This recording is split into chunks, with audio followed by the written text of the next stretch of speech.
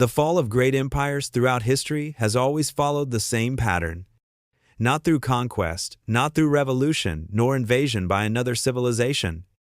There was only one true cause: economic collapse, or more precisely, the collapse of their currency. It always happened in the same order. The Roman Empire, which once ruled the world, fell because its currency lost value. History is full of similar examples.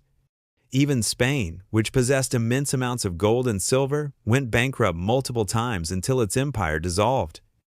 And Britain, which once dominated global trade, lost its empire soon after its currency collapsed. This cycle has repeated itself 4 times in recorded history and never changed. When your currency loses value, you collapse, you end. And there are 4 empires that prove it. The reason I made this video is because the United States of America is now experiencing the exact same pattern. So, where are we in this process? The signs today suggest we are getting close to the end. Because it has all happened before. Massive military expansion, unsustainable debt, devaluation of currency, inflation, loss of trust, and endless money printing. Every leader believed they were different, but the ending was always the same. They were wrong, every time. The pattern that began with Rome didn't change in Spain nor in Britain.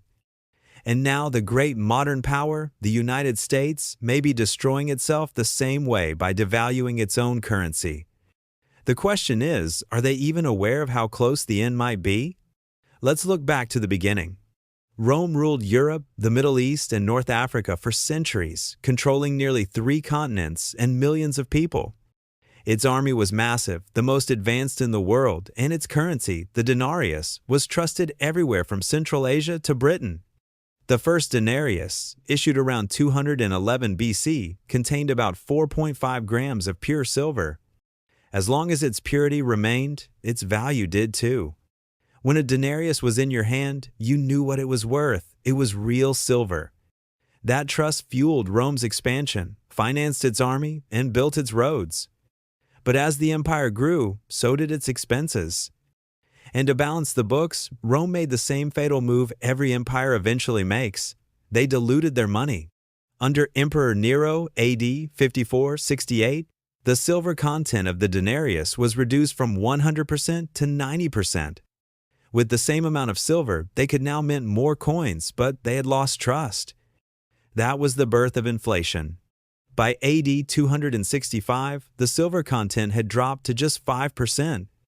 The rest was worthless metal. The purchasing power collapsed. Inflation exploded. Soldiers demanded payment in gold or goods. Farmers refused coins and returned to barter. The economy fell apart. Taxes couldn't be collected.